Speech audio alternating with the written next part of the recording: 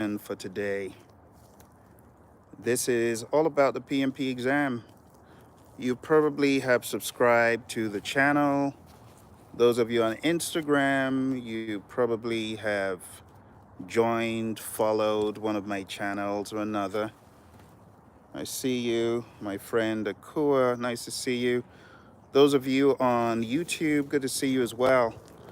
I decided to show up today to add some value to you for your exam. I know lots of you want to get PMP certified, but it seems like a very big task, right? But I wanted to break it down and make it as simple as possible so that as you go along the journey, you will stay grounded to what you need to do.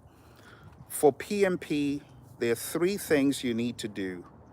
And I'm going to be teaching from this book today. I'm going to be going through the three things.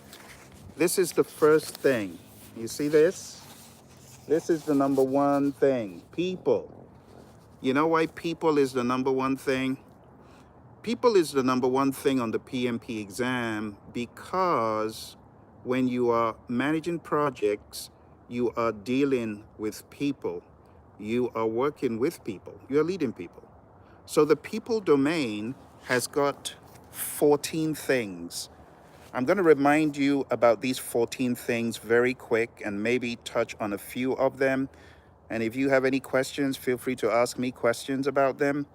But the number one thing is you got to manage conflict. So when you are on a project, you got to manage conflict, right? Hi, Tashi, how you doing? So when you are on a project, you got to manage conflict because people are people and people have hangups and people, they're not always constant. So managing conflict is the first thing PMI talk about. Then they talk about leading a team. They talk about supporting team performance. So it's very people driven. So when you get ready for your PMP exam, I want you to really stay focused on the people. Are you folks taking the exam? Akua, are you taking the exam? Tashi, are you taking the exam? My friends on YouTube, if you're taking the exam, I'm just curious to know how you're studying. Are you studying the people domain? You should be studying the people domain. And it's really all about the leadership piece, right?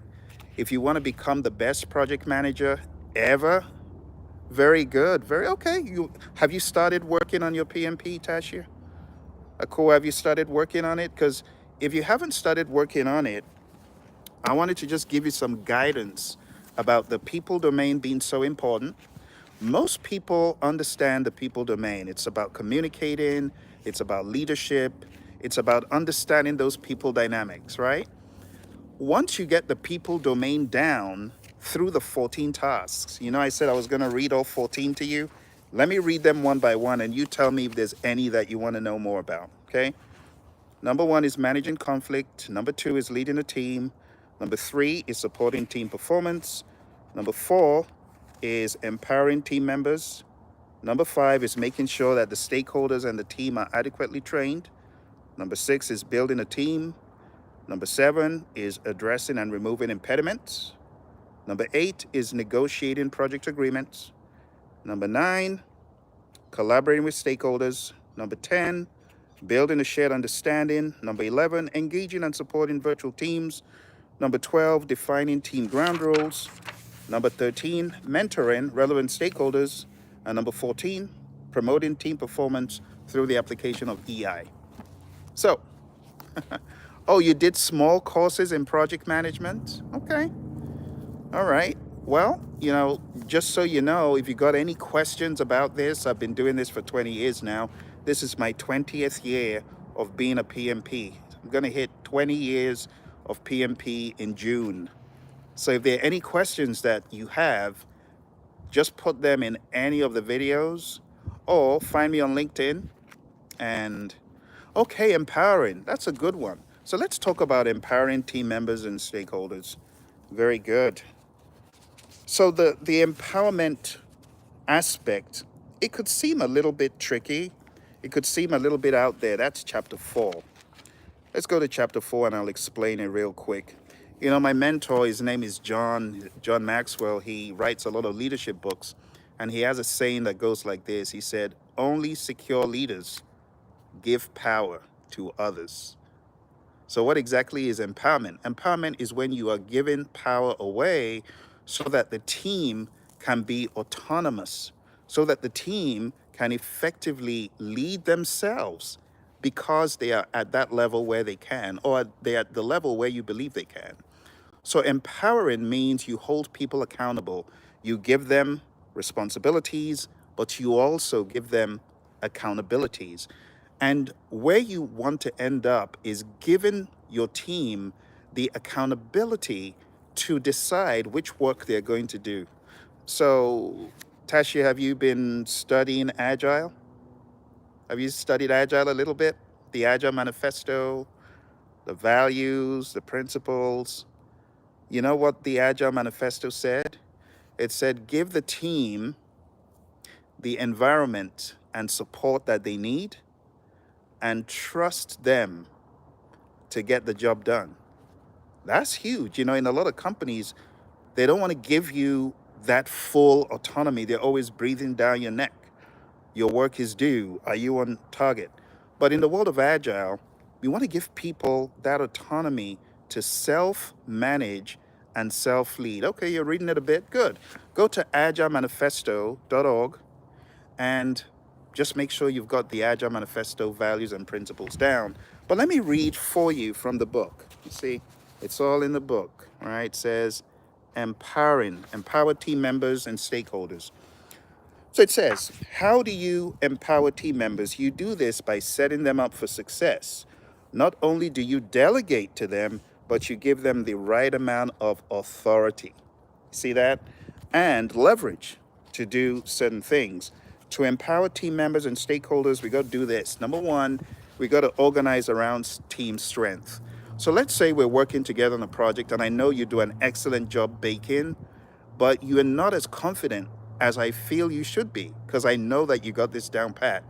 As opposed to me following you around the place saying, oh, you got to do this, you got to do that. I'm just going to say, oh, you know what to do. You're already great in this. By the time this and this is over, I'll be looking for this deliverable. So instead of me policing whatever you're doing, I just use a hands-off technique. But it says you got to organize around team strength. So I know your strength. I know you're good in baking. I'm just going to tell you, okay, this is what needs to be done, and I'm just going to leave you alone. And it'll get to the point where I don't even need to tell you what needs to be done. You see what I'm saying? So it's a mindset, and not everyone feels comfortable with that mindset of giving the team the autonomy. But the PMI is saying, yeah, I want to empower team members.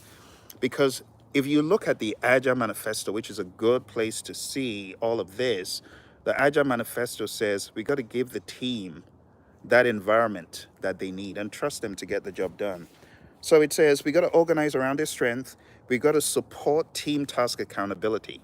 So as opposed to me being accountable means the belly button answerable person. As opposed to me saying, okay, I want to be in control, I got to give you the control because I believe you have the ability to do it. You see what I'm saying? Number three, evaluate demonstration of task accountability. So you got to demonstrate that, yeah, I've got it. I can do this.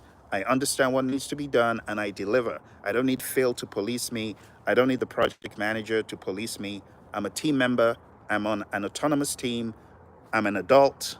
I know the work I'm meant to do. I'm going to do it. You see, it's a mindset. It's a mindset shift.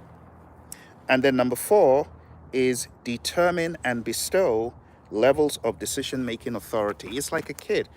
You might have experienced this growing up, you know, or maybe not. Some of us got kicked into it really early. Like for me, I was hitting the streets at a very early age. I was street savvy. I could go places. I started going places myself as early as 9, you know. But in today's world, a lot of people are not exposed to that. But growing up, when your parents or your guardians give you a little bit of leeway, they're not doing it just because they don't care. They actually want you to develop that autonomy. And it says, determine and bestow levels of decision making authority. So I remember the first time I came back late. I went to this boys brigade meeting. I came back late. And I got it because they expected me to uphold that responsibility and accountability and come back before 7. And I didn't. I came back late. I got in trouble. So, what this is saying is you got to determine the level of autonomy and authority that people can handle. And once you do, they're good. You get what I'm saying? So, that's what that means. And as far as empowering, only secure leaders can do this. So the PMI wants you to get into that mind space. How about team? Yes, very good question, Tasha. So team members who are reactive, they're not there yet, right? You said team members who are reactive rather than projects, yet they have. So very good. So this is where you got to put on the coaching hat, right? So if you know they have the skill set, let's read PMI's cookbook. PMI gave us the blueprint for this.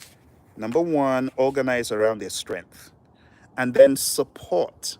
They may not get there overnight, but with a little bit of persistence, a little bit of care. It's like watering a plant, right? As you continue to care and water and nurture, right? It says determine and bestow. So you got to determine and bestow levels of decision making authority. Give them a little thing first, and then bigger and bigger, and then you'll know when it's too much. Yes. So they're reactive rather than proactive. Exactly. I get you. So for those who are more reactive, you got to coach them. You got to mentor them because not every team member is identical. Some people, it will take them a while and boom, they get there and they can actually lead teams, not even just themselves, like teams. But the problem is a lot of leaders don't give enough time for the growth. They just want it like this. And that's why when you go for these project manager interviews, they want you to have already grown and gotten to this level, and they want you to demonstrate that. And not everyone is like that. Some people need watering, a little bit of growth as you planted them, but they get there. Okay? So that is how I would tackle the empowerment one. It's understanding sometimes they just need a little push. Some other techniques, some leaders they're more brutal with it. They just kick you into the pool and you're floundering, but you'll learn. You'll learn to swim. So it really depends on who the leader is. Some leaders, they babysit, and other leaders, they don't. Other leaders, they're just like, we're going to kick you into the pool, figure it out. And sometimes it helps. Sometimes that approach helps, especially when you know they got it. And if it didn't work, rinse, repeat, or do something different. All right, does that kind of make sense? Yeah, let me read the Agile thinking cap, because in this book we have two approaches, the traditional and the Agile. So let's read. So my buddy Roy, who wrote this book with me, he says in this section, empowering teams involves giving them the autonomy to self-organize and manage their work. This approach avoids over-reliance on a single go-to person and promotes knowledge sharing and skill development within the team. Managers should oversee from a distance. That's going back to your question, Tashia, right? Oversee from a distance, ensuring transparency and accountability while allowing the team to handle tasks independently. Accountability in Agile teams is fostered by allowing team members to choose their own work. See that? So that is a very big lesson as far as the people domain. That's very good. All right, let's jump into the final two domains. So have you read the PMBOK guide, Project Management Body of Knowledge guide? Any of the PMBOK guides? There's so many of them these days. There's the 6th, there's the 7th, and now the 8th is in production. It's going to come out sometime this year. But if you have read the PMBOK 6th edition, that is what I would say is closest to what is on the exam. The 7th edition is okay, but people didn't bite on the 7th edition. In fact, don't let me say it's okay. That's being too polite. The 7th edition needs a lot of work, right? And that's why the 8th edition, they're trying to make it better by bringing back some things they'd forgotten. All right, we got two more domains, very quick. Process domain. Let's read through the process domain super quick. So if you're getting ready for the PMP exam, here's what I expect of you. Week 1, people domain. Week 2, process domain. And I mean study all of the chapters. And then week 3, business domain. Week 1, you should be taking quizzes for every single task in the domains. You can go to projects pmpdoctor.com. pmpdoctor.com has got a quiz for every task, and there are 35 tasks, as you know. All right. So let's go over to the process domain. Process domain. All right. Task 1, execute the project with urgency required to deliver business value. That's number 1. Welcome, my friend. Are you getting ready for the PMP? Oh, you've got the 6. Very good, Tashia. Awesome. Awesome. Good deal. Well, let's talk about the process domain, which is the one everyone cries about, right? Because there's a lot of stuff. Hopefully you remember the domains are just the exam arrangements of people, process, business. But within the process domain, you got to know your 5 process groups: initiating, planning, executing, monitoring and controlling, and closing. Then you also need to know your knowledge areas, right? Integration, scope, schedule, cost, quality, resources, communications, risk, procurement, and stakeholder. So you got to know those. When you know those, as you come into this aspect, it becomes clearer. So the first one is execute the project with urgency. Number 2, manage communications. Number 3, assess and manage risks. Number 4, engage stakeholders. Number 5, plan and manage budget and resources. Number 6, plan and manage schedule. Number 7, plan and manage quality of products and deliverables. Number 8, plan and manage scope. Number 9, integrate project planning activities. Number 10, manage project changes. Number 11, plan and manage procurement. Number 12, manage project artifacts. Number 13, determine the appropriate project methodology, methods and practices. There's a lot of stuff in this book. Number 14, establish governance structure. Number 15, manage project issues. My goodness. Number 16, ensure knowledge transfer for project continuity. And number 17, plan and manage project or phase closure or transitions. There's a lot of stuff. It's unbelievable that I was one of the authors of this book. It's a lot of stuff. What I would recommend for you as you study for this exam, do this. Before your exam, you know this book from PMI? Read this book from PMI. Read it. Read it and understand their language, understand their philosophies. This is different from the Scrum Guide. This is different from the Agile Manifesto. It has PMI's own kind of language. And on pages 90 to 95, they marry Agile with the knowledge areas. It's very important that you read this book, okay? If you haven't read it, I want you to do so. And if you're looking for a book that will explain this even more, go on down to Amazon and look for Agile Principle Raw and Uncut. This is a book written by my buddy Roy Schilling and I to help people learn the philosophies of Agile. It's not enough to just read the manifesto. Sometimes you need something else to help you. And for those of you who are practicing in the real world and you want to get good with things like Kanban, this is a second book called King Kanban that I wrote to help people understand how to implement Kanban, how to max it in the real world. So there's so many opportunities for you to learn, but as far as your exam is concerned, the PMI has the process domain that could come from an Agile angle or a predictive angle. Is there anything you would like me to explain in any of the process domains? Anything you've been struggling with that you want me to go over? Okay, if there is, put it in the chat before we finish. We got about 5 minutes and we're going to be done. All right, so we went over the process domain and I told you if you want to get certified in 2025, week 1, study the people domain. Week 2, study the process domain. Week 3, business domain. The business domain is the smallest domain. It carries only 8% on the PMP exam. So let's take a look at the business domain. Are you ready? All right, let's go. Number 1, business domain. Plan and manage project compliance. That's number 1. Number 2, execute and deliver project benefits and value. Number 3, evaluate and address environment changes for impact and scope. And number 4, support organizational change. Boom, that's it. That's your PMP.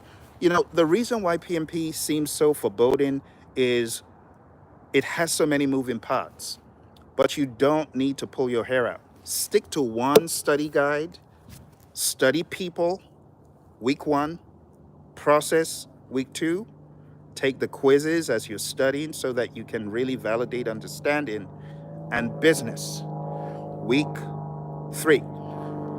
Week 4, what I would love for you to do is to take, like in this book, we got a 200 or 200 plus question test.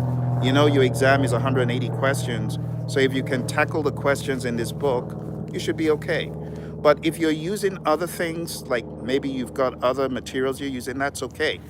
My message to you is don't be distracted. Some of you, you got so much money to spend that you buy every book Jeff Bezos has on Amazon. Don't do that. That's not smart. Don't do that. Don't give Jeff any more money, at least not for books. Don't give Jeff any more money. Say, Jeff, I've already bought a couple of books. That's enough. Focus on what you have. Get process down. Process is a troublemaker on the exam for many people. This is what makes people run out of time on the PMP exam. So hammer down the process domain. Know all your processes, but understand Agile, okay? For you, my friends, that have not read PMI's book, this one, if you have not read this book, I want you to read it, okay? This book is very simple to understand. So before we jump off the call here, I'm going to tell you what is in this book. It is a very simple book. It's simpler than I thought. You know, like when I first started studying this book, I thought it was hard until I met my mentor in Agile, my buddy Roy, who by the time he was done schooling me, I'm like, oh, this stuff is not that bad. All right, so chapter one is an introduction. Introduction to Agile. Agile is now mainstream. If you didn't know, millions of people use Agile daily. In fact, I would say tens of millions. The last time I checked, it was about 12 million. This was a long time ago. Now that number has probably 10x'd. So this is a very important aspect of the exam. So chapter 1 is an introduction. Chapter 2 shows you why you need to be agile and shows you the Agile Manifesto. Chapter 3, look out for predictive, iterative, incremental, and agile life cycles, right? That's very important for your exam. Number 4, servant leadership. Servant leadership is all about the servant posture, and it talks about the agile teams, the composition of the teams, the agile roles. You definitely want to read pages 33 to 47 because it has PMI's language, PMI's lingo. And then finally, we have implementing Agile, which is all about the retrospectives, the events like backlog preparation, backlog refinement. And lastly, how you would carry out a transformation in a firm. And that's it. That's it. Okay? So if you're thinking of getting PMP certified in 2025, you got to put in the time. That's the hardest part. But I want to hold you accountable by giving you a plan one more time. Week 1, I need you to study 2 hours daily. 2 hours daily. Can you do that? If you can do that, you can type in a yes as a commitment. But I want you to study 2 hours daily. In a week, I want you to put in average of 15 to 20 hours. Do that for week 2. So week 1 is people, week 2 is process, week 3 is business, week 4 is the wrap up, doing a mock exam, and then assess how well you've done on the mock. If you haven't done that well, rinse, repeat. Quadruple everything. That's a nice name. Welcome, welcome. Okay. So I want you, seriously, plan week 1. I'm going to do, thank you for typing in yes, Akua. Very good. Stay true to your plan. Week 1, hit that stuff. And in addition, I have a lot of free content out there. So let's see, I have the PMP.PM radio. Let's see if I can type that in. PMP.PMRadio.org. Go on down to that link and watch all the content, listen to the content I have. It's free. I also have the PMP exam radio show. So just go to pmradio.org.